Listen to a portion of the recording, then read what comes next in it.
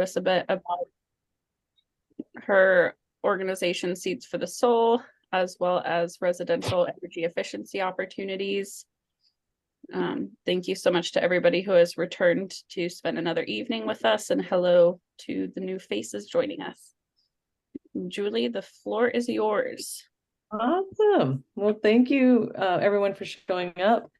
And thank you for hosting this. I'm really excited to share what Seeds for the Soul has accomplished and how we can do it and how it really involves community, like we were talking about at the beginning.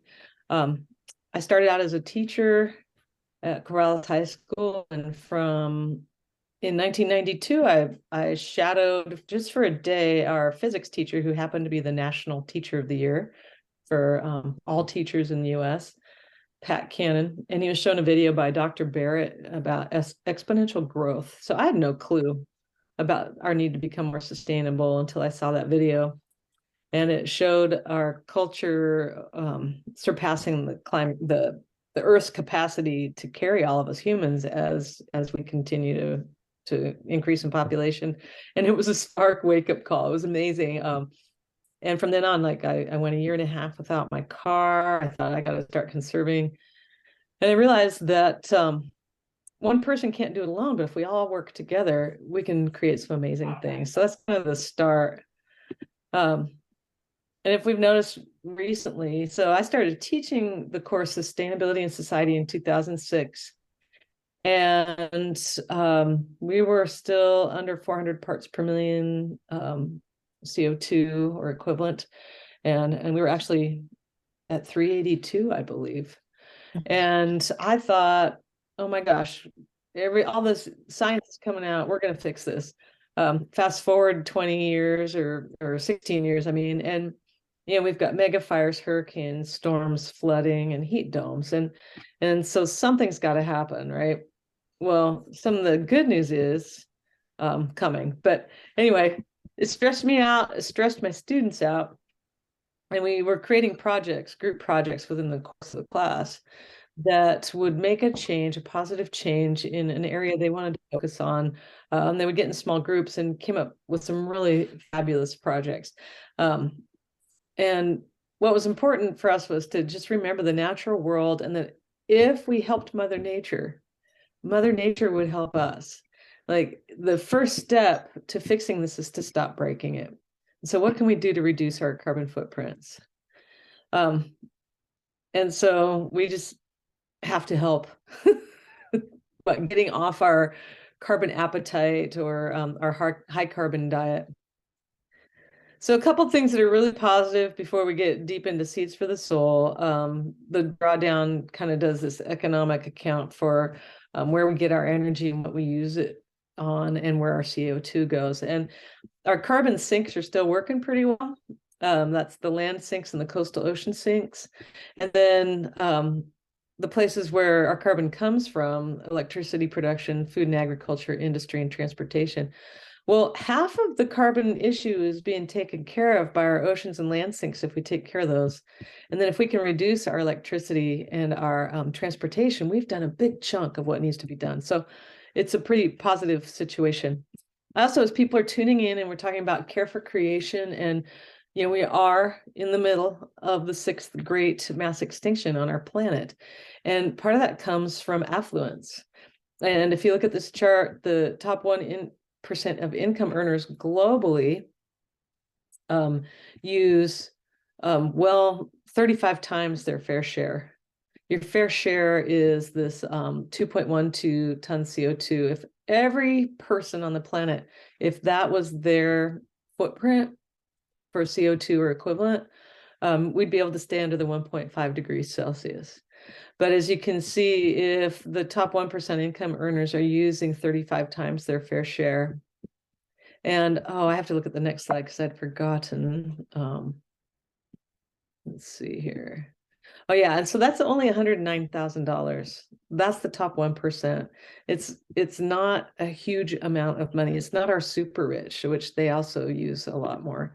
And then the next top 10% income earners, that's $36,000 is their yearly income. So this is the top 10% globally. And this group is still, this is most Americans. If they have a job, they're making 36,000 or more, most. And we are all living far past our fair share of carbon. And even the middle income, the next 40% are still 2 times, almost 3 times their fair share. The bottom 50% of all people living on this planet would have to double their carbon footprint. And so this affluence right here has a huge effect. My students, we'd get into TerraPass. It's a great place to, if you Google TerraPass, you can calculate your carbon footprint. And so we'd have the students do that. They'd come in with their information on their home use and their auto use. And they'd see that it would take 5 or 7 Earths in order for everyone to live like they live. And then the next task was, okay, now pick what you would consider a developing nation and put in the exact same information. And it would drop to 2 or 3 worlds, showing us that our infrastructure is part of our problem. And that's outside of our my control, except for, trying to consume less and less. But it's still how we live in the USA. So the other thing is that top 10 or 11% of wage earners globally is showing that we have to, because our infrastructure is so carbon rich, we have to cut our fair share by 91% to 97%. Remember that bottom 50%, they could do a 300% increase and stay within their fair share. So, care for creation, care for others, that bumper sticker that says live simply so that others may simply live. It really comes home when you see these this kind of data. And then just one other quick slide before I get into what Seeds for the Soul does. It's just showing this is my favorite slide ever. If you've seen any one of my presentations, I always show it. This is the remaining fossil fuel or dirty fuel left on the planet. We know where all the stores are. We know where they're cached. We know who owns them, and they're in the marketplace as future sources for fossil fuels. And we have 10,800,000 terabytes left, not terabytes, terawatts. Over here is the direct radiation of the sun for 1 year. And it's got plenty of remaining, and it's renewable. It happens every year. And so why would you continue with this infrastructure here? And it's also, I call them, rather than fossil fuels, I call them extinction fuels. They came from extinct things that have been crushed down to carbon, and they will make us extinct if we continue using them. So solar, wind, ocean thermal, geothermal, we can take biofuels right out of there, tidal and wave. Those are all great sources for energy. Rooftop solar is coming on, is now the cheapest source of, well, not just rooftop, it would be also ground mount. It's the cheapest source of energy in the US if we're making new power plants. So less expensive than coal, less expensive than natural gas. And so it also creates a number of jobs, and it's just the fastest growing job in America. America has over 242,000 solar workers, more than the coal, oil, and natural gas industries combined. So it's a great shift for us. So Seeds for the Soul, how did we get to here? How did we start Seeds for the Soul? I think I have the wrong slide in the wrong place, so I'm just going to scoot down for a second. Okay, so I'll come back up to that one, I think. Typical costs. Okay. So in 2012, still teaching sustainability in society, doing project work. And it just so happened that year was a year that I had a number of students in the course whose parents were professors in atmospheric sciences at OSU. And, we'd talk about what we can do. We'd talk about the projects, but I had a number of students that would hang their head and just go, my parents say it's a done deal. We've already hit the tipping point. We're already screwed. I'm like, no, we have to do things. They said, well, what's your project? That year was the year they said, well, we're doing all these projects. What's yours? And I tried to slough it off and say, well, you guys are my project. I'm passing it on to you. And they were like, no. Your generation keeps saying we have to take care of it. What are you going to do? So I had recently put solar on my home. And by 2012, I did that in 2009. By 2012, it had already paid for itself.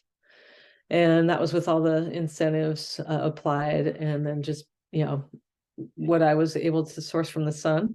and it's the return on investment. And on my energy bill it was 0. And so anyway, after those 3 years, I was like, oh, I should get someone else to do this. So I tried to give money to my family. Said, hey, I just got all this money back. Why don't you take it and go put solar on your house? And it was just too weird. And so I was like, okay, quit doing that. And I decided to create an LLC. And we started to do a little research. What are the barriers to energy efficiency? Number one is education. Most people don't know how easy it is to do it. I put it off for 5 or 6 years, just always knowing I wanted solar and was afraid to step into it, thought it would be really complex. And I just have to tell you, the installers are amazing. They get vetted through our agency at Energy Trust. If you're in the Energy Trust area, which would be Pacific Power and PGE. And if you get local installers, they tend to take care of their area. I would say probably, I'm going to say flatly, better than the really large installers that are more national or global. And so look in your area for a local installer. But some of the barriers are upfront costs. So after all the incentives, I might still have to pay $5,000 to start. If I have to go get a loan, then I have to pay back my loan, and it might be $250 a month. So that adds to my family budget. I can't get a loan because I just bought my house and I don't have enough equity in the house. I've got student loans, car loans, and a brand new baby, and saving for college. So all these different things, stand in the way. We have language and cultural barriers, so it's harder for us to do outreach.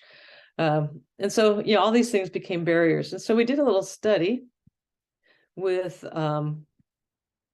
Energy Trust of Oregon back in 2019. In 2018, some of the really yummy incentives dried up, and we saw a really sharp drop in people with middle to lower incomes purchasing solar. The wealthier people were still able to access it, so it wasn't a severe drop, I don't think, for installers, but compared to right now, it's crazy. But we did a study with Energy Trust because we saw such a huge drop in low to middle income people. And we found that for low to middle income folks, they need 5 times the incentive. And so their incentives jumped up 5 times and went from about $1,250 towards your solar to 5 and capping at $6,000 for low to middle income folks. So if you're income qualified. So this is an income qualification chart for Energy Trust of Oregon. So if you have, 4 people in your household and your income is $106,944, you can get an incentive towards your solar. And we'll look at those in just a second. Oregon Department of Energy did the same thing. They made an income qualification so that we can get more low-income people to qualify. So your income can qualify you if you're on energy assistance, if you're on SNAP and have supplemental nutrition or OHP. Those are all things that help qualify you for these incentives. The Oregon Department of Energy's incentives have run out for middle income and upper income. For low to middle income, there's probably a few months left. At some point when we put this slide together, there was 2.5 million left, but they split that and put half of it back into the middle and upper income. And so that dropped by a good cool million. So there's still some accessible, but only a few months left. So if we did just for example of what Seeds for the Soul does. So, let me see, 6 kilowatt system. This is under, okay, my slide is off. That should say 15,700, not 11. You can get an Energy Trust rebate at for your 6 kilowatts. And then the state of Oregon will give you a rebate for that. And then you also get a tax credit on the remainder. And so your final cost could be on a smaller system, $2,220. What would happen is Seeds for the Soul will provide you a loan for what you need to do to pay off your installer after all the incentives. And then we create a payback schedule for you over 48 months. You'd pay us $46.25. Now, what should happen is you've just traded this payment for a loan at 0 interest from Seeds for the Soul, instead of your payment that you'd be paying to Pacific Power, because your power bill should drop by at least that much. And then you apply in that same year. Well, when you're doing your income taxes for 2023, you apply for a 30% tax credit. That should not, I somehow got the old chart in here. It should be 30%. So you'd get another $1,000 back quickly that you'd pay us down with, and then continue with your payments. And within 4 years, you own the whole system the whole time, but within 4 years, it's paid off. And then you just pocket that for yourself, for your budget. You'll save over $15,000 over the life of your panels. They're warranted for 25 years. And it's a great deal. I haven't paid for energy in a long time. I have 5.3 kilowatts on my home. It's a 1,500 square foot home. I heat with gas for now, but we'll soon be switching out to an all electric heat pump. So that's down the road here, which we'll be happy to share with you how to do that. So Seeds for the Soul, when we first started, we needed some seed money. And so we went out to our community and asked people to help us create 0 interest loans for people who had less than us. And so I just remember sitting around my dining room table in 2012 with 8 people who wrote checks that day. I didn't know very many of them. They just knew that they wanted to see this succeed. So we started out with $118,000 in 2012 and created Revolve loans. And so the Revolve loans come back to us and continue to do the work. So we get 0 interest loans from Sun Buddies. We go out and find a solar client. We provide them with all they need to put solar on their home. We create a payback schedule. They pay us back. We pay our Sun Buddy back, our originating loan. And it just continues like that. And for example, with Revolve loans, the money never depletes. So the first year we had that $118,000, we got it back within a year and a half early on because of how the incentives were aligned. And then we just continued to reloan it over, periods of time. That same about 118,000 just gets reutilized. At this point, we've done about $1.4 million worth of work with that same money.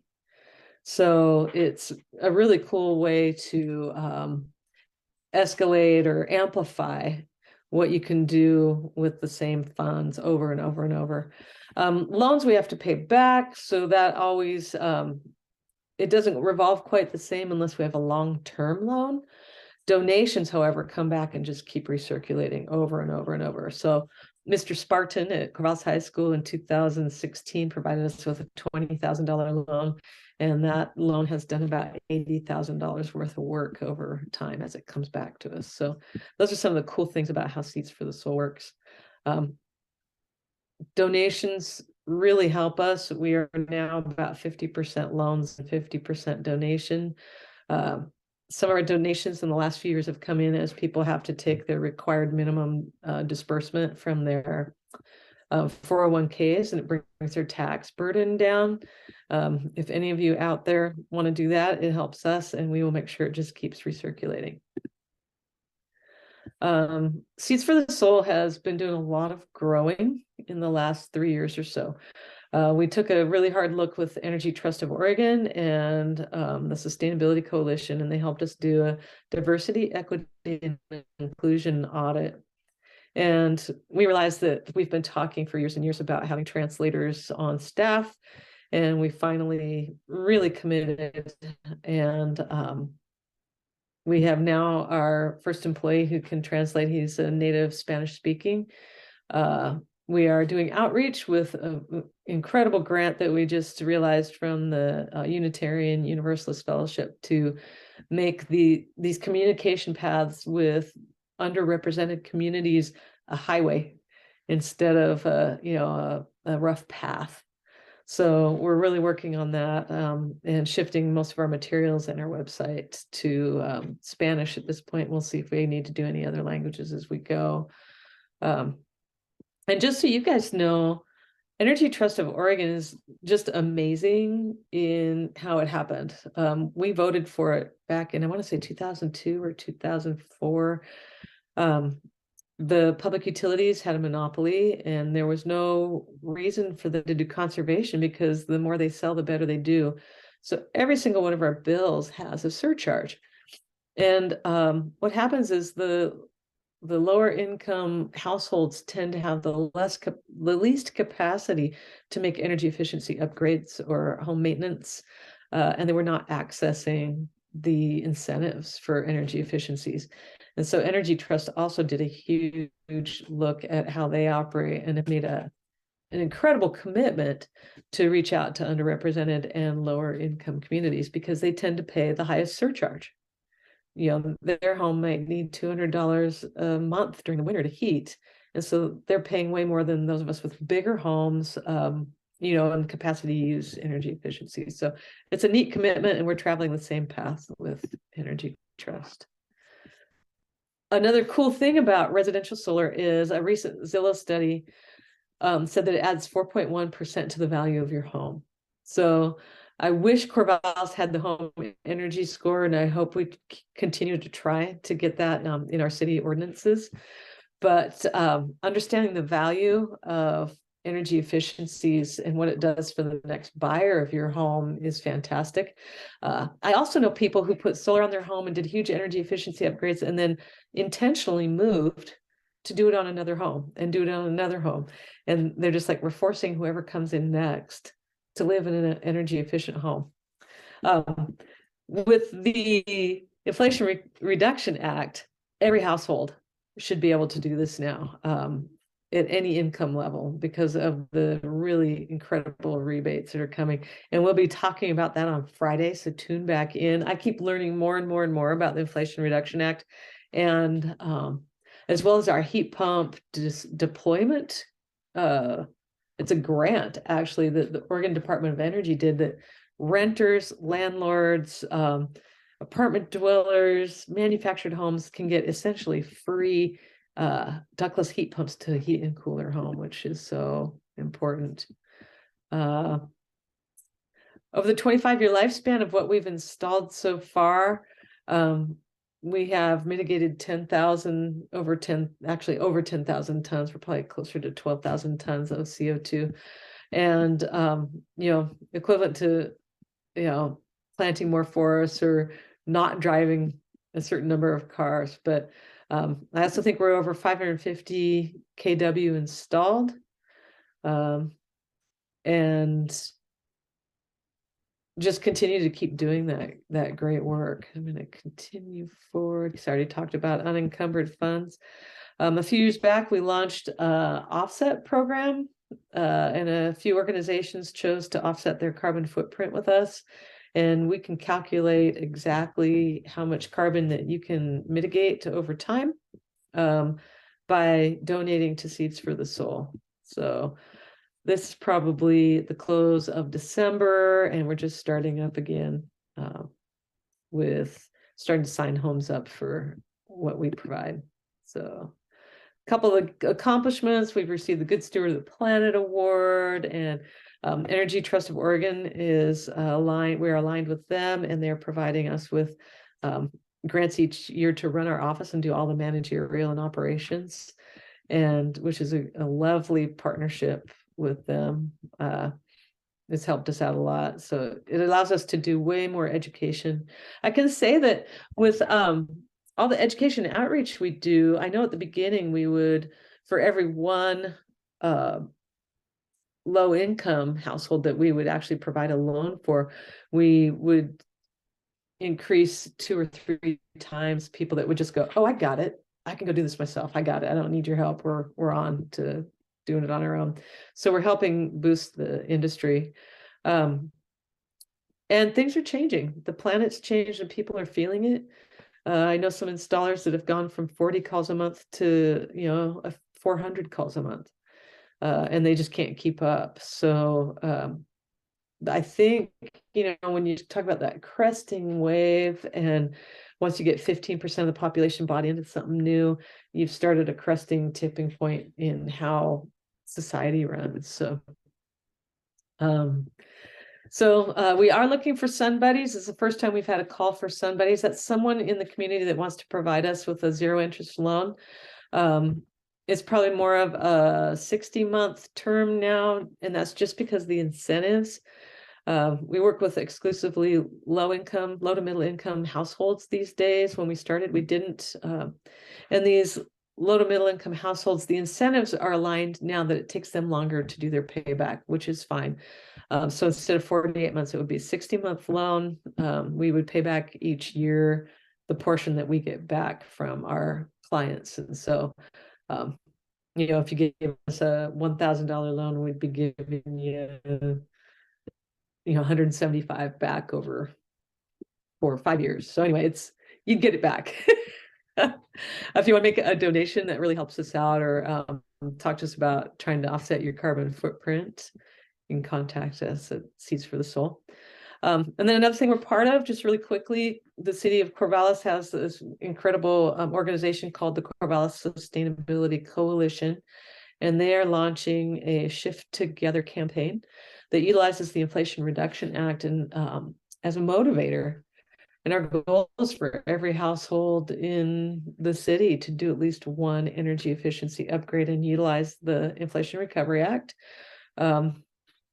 to maximize that use. And so by the end of a 5-year campaign, we're hoping everybody does at least one thing. And I lost my Rewiring America slide. I'm going to go searching for it really quickly. I thought for sure it was in this mix. Unless it's the one that's gone dark. Sorry, y'all.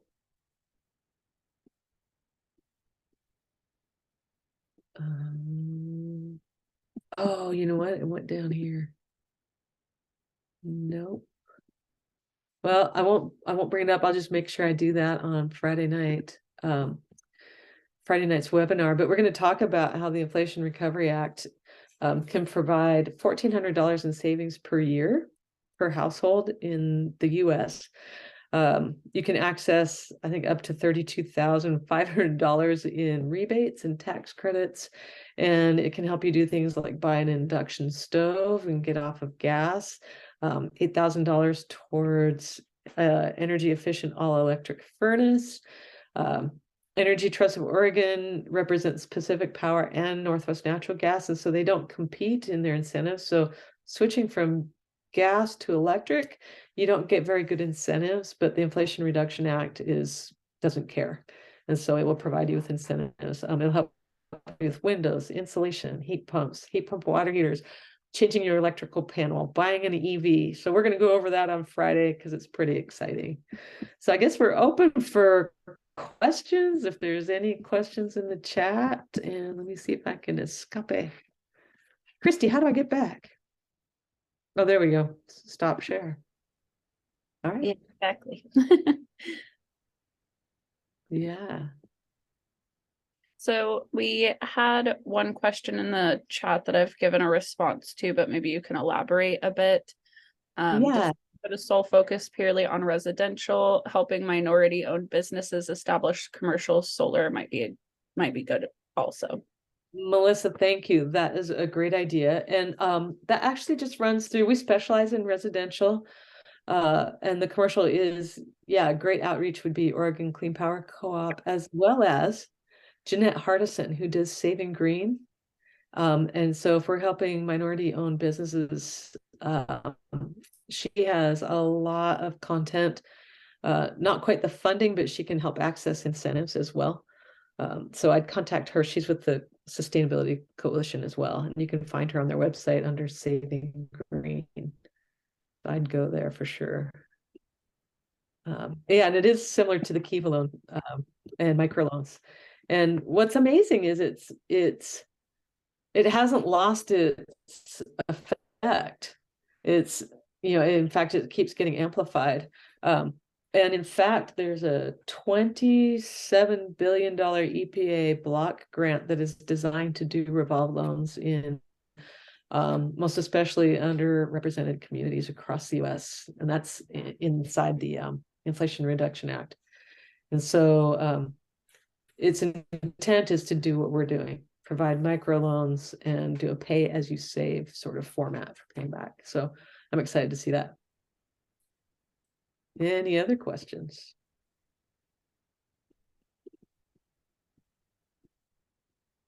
You know what I didn't mention is the slowdown in 2018 when the state solar incentives kind of eclipsed, they sunset, they went away.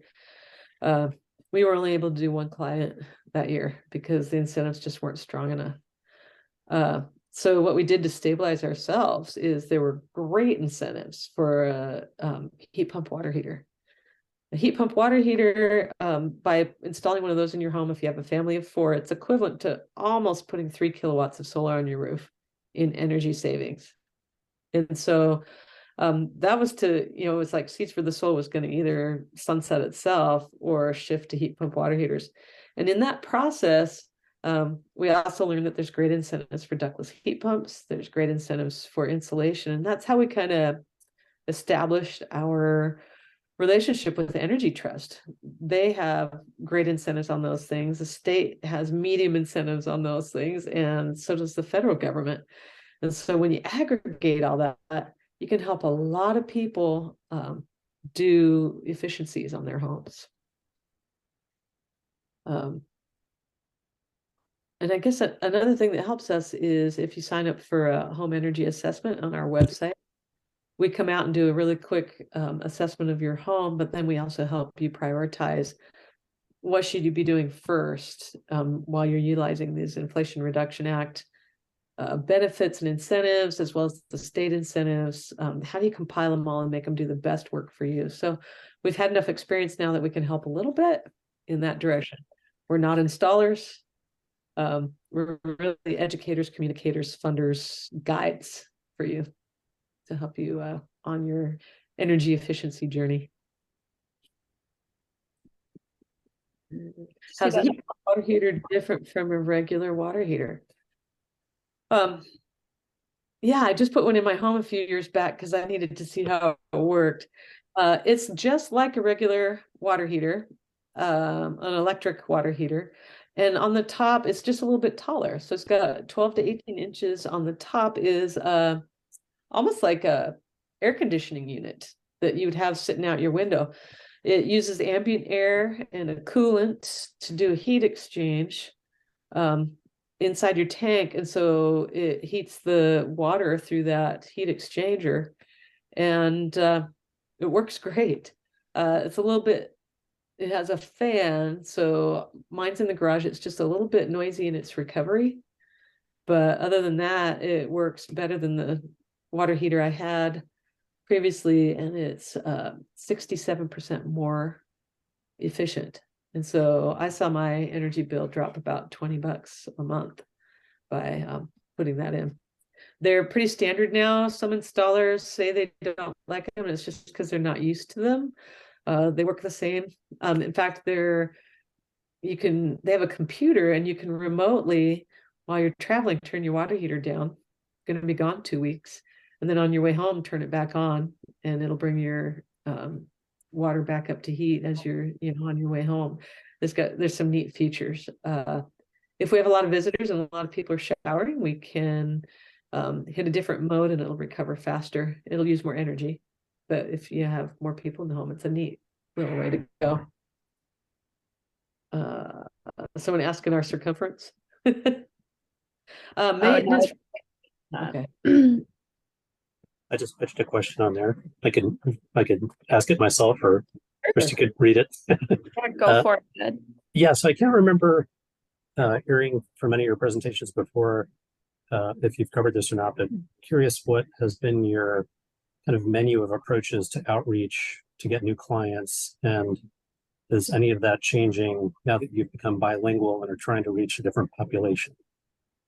Yeah, that is a great question. Yeah, the outreach has, in the normal channels was putting a blurb into the Sustainability Coalition's listserv, um, reaching out to different employment agencies, Corral School District or OSU. And then we do like a brown bag lunch, or we just send out a blanket invitation through all of these different ways and say, meet us at the co-op meeting room and we'll run you through how this works. Now we're making a concerted effort to meet with different service groups, NAACP, Casa Latinos Unidos. We're working with installers and other organizations, African American Alliance for Home Ownership, Verde, which is a little bit north of here, but they're all doing similar work. So in a normal week, I am spending more time now in Zoom meetings with these different agencies, learning how they are doing their outreach. And we're also now finally working with Corvallis, Community Services Consortium and Dev Northwest, and we're actually sharing clients, which is amazing. So they might have clients that they can help with weatherization, but they can't help with the ductless heat pump. And this home has no heat at all or cooling capacity. So they're like, can you help them get their ductless heat pump? We'll get them a new roof, or we'll switch out their insulation and windows if you can do solar. And so all of a sudden, I don't know, last year we did 40 home energy assessments and probably helped about 22 clients either do one of these energy efficiency upgrades. We're only 2 months into our real push, and we have over 50 HEAs scheduled. We're training a core team to do home energy assessments on our MUI, our middle to upper income households. We'll continue to do the low to middle income households so we get to know them better. So our outreach just went. Yeah, well, that's awesome. You have the partnership pipelines in all directions. That's a pretty amazing situation. Yeah, Christy and I were talking about, we feel like we spent probably November through Earth Week laying the foundation or laying pipe, and now it's time to turn the faucet, and we're really excited. Yeah. And I also see in the chat, is there any maintenance required on solar panels during its 25-year warranty? I would say very little maintenance. I do watch it like after the fires. There was a pretty icky film of ash. And so I got up with a kind of a scrub brush that you'd use on an automobile with an extendo, and just ran the hose through it and just lightly scrubbed. Did that really early in the morning before the sun's hitting. You don't want to do that when it's a hot day. And when it's generating electricity, you just kind of don't want to mix water with electricity. That seems wise to me anyway. And then some people also are getting just a little bit of moss growth or leaves stuck underneath there. And so you can hire people will come out and get the leaves out. We just found a little baking soda solution that will kill the moss on the roof without doing too much damage with zinc. But other than that, the only other thing, the solar panels have a 25-year warranty, and they will gradually lose like maybe 0.5% of their capacity over time, but they don't go below 80%. So my panels have lost some of their productivity over time, but not that I noticed that much. What has happened though is you have to have an inverter. So that is direct current, and it has to get switched to alternating current. And so your inverter does that. And the inverters actually do wear out. So I have 2 sets of panels. I did some in 2009 and some in 2012. And my inverter from 2009 went out, and I didn't really notice until I missed the whole summer of collecting. And then I went, oh crap, that is totally not working right. Had them come in and replace it. And so I got behind 1 year, I guess, on what benefit I could have gotten from that smaller array that I had. So you want to watch that. I had a 10-year warranty on my inverter because that's what they offered back in 2009. Now most inverters last longer, and they'll just keep getting better and less expensive the more we, are creating them and making innovations on them. A new inverter for me was about $1,500 to have that installed. I have saved more than that by a long shot in my energy savings. So those are the sorts of things that can wear out. I hope that answered that question. Let's see. Oh yeah, options for non-homeowners and renters. So if you listened in last night, there's some really exciting things. One would be community solar. Oregon Clean Power Co-op has some really innovative ways to do community solar. Oregon Shines is already up and running in the Pacific Power region. So to do community solar, you need to do it in your service area. So we're served by Pacific Power here. If Consumers Power were to do it, I'm sure they have the capacity to, but they don't have to follow quite the same rules as a public utility. But if you're a renter, or if you're a non-homeowner, or if you are in a historical home that they don't allow solar, get too much shade, you can use the community solar. Community solar through Oregon Shines, I think, has a 5% reduction in the cost, and it's renewable energy coming in. So it's 100% renewable, which is really pretty cool. If you're low to moderate income with those same standards that we were showing you before, you can get up to 40% discount on your power, which is awesome. And that is if you're paying on your own meter. If you're in a multifamily unit and you do not pay from your own meter, then I don't think you can access Oregon Shines.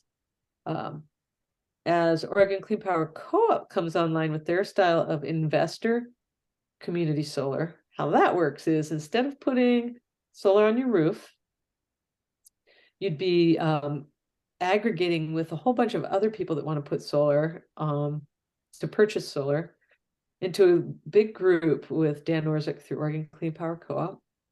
He would be putting a solar array somewhere where they get more sun than we do here.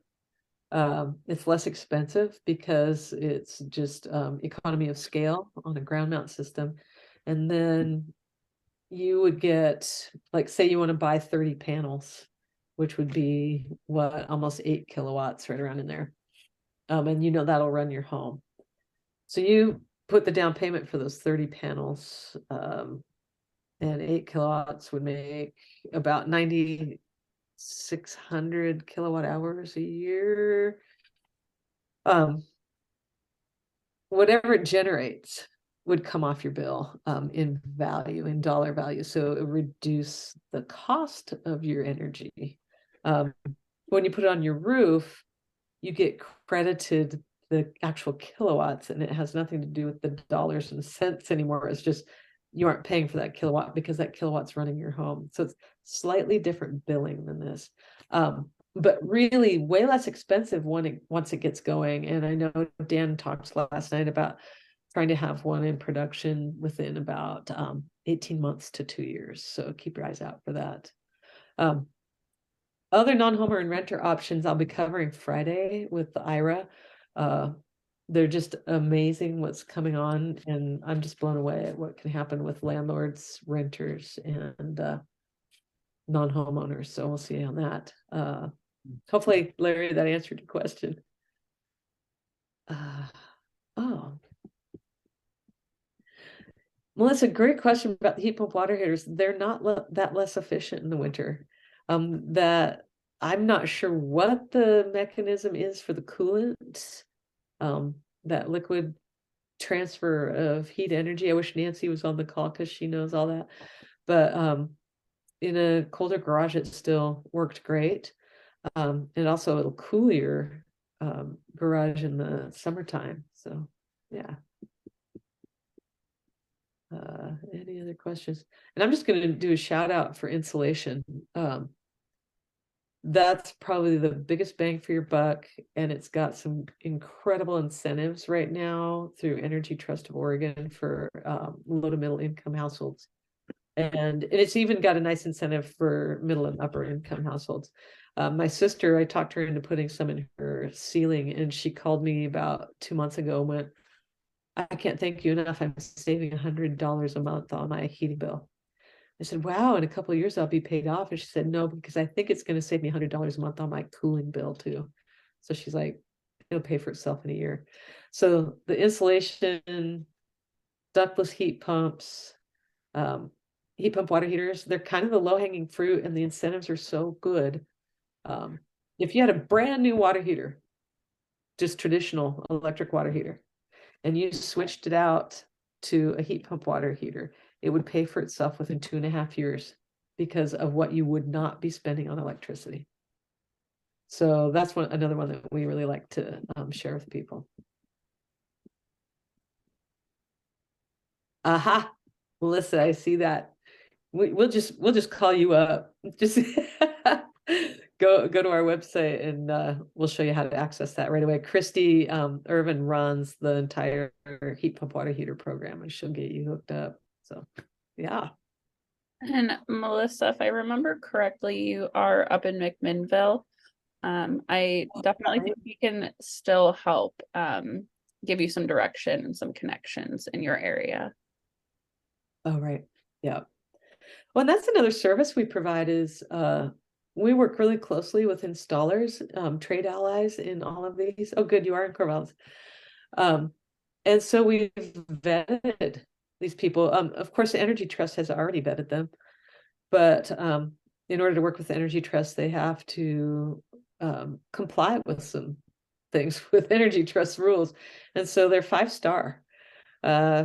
I do know that I have seen what I would say are predatorial solar installers, and they might run under a certain name, but really they're working for a panel production company. And so they're trying to push those panels. They won't use any other panel, and they do a hard sell.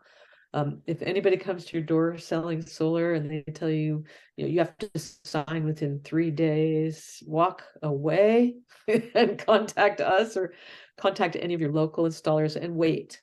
The local installers are very busy and there's waiting lists, but it's worth it to wait. I've seen bids that are 2 and 3 times. You'd end up paying 2 to 3 times what you'd pay our local installers to do the same job. So just be wary of people coming to your door to sell solar. Yeah. Anything else? All right. Well, for Friday, just a teaser.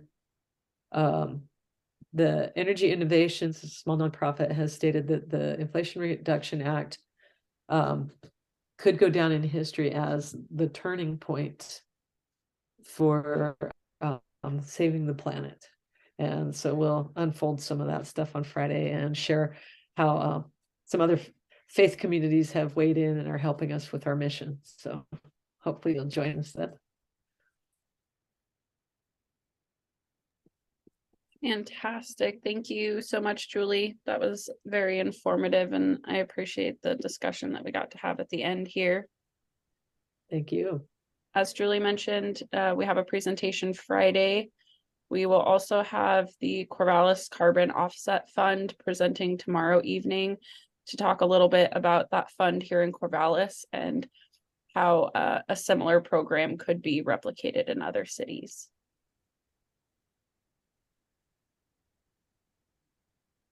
Awesome. Michael, do you have any? No, I just thank you, everybody who's here. Thank you, Julie. Thank you, Christy. Thank you, everybody who attended. Hope you can join us tomorrow and on Friday. And yep, thank you all. It was a great presentation. Thank you. Thanks so much. Thanks, everyone. Have a great Okay. evening. It makes it understandable. Yeah. Thank you, Karen. Yeah.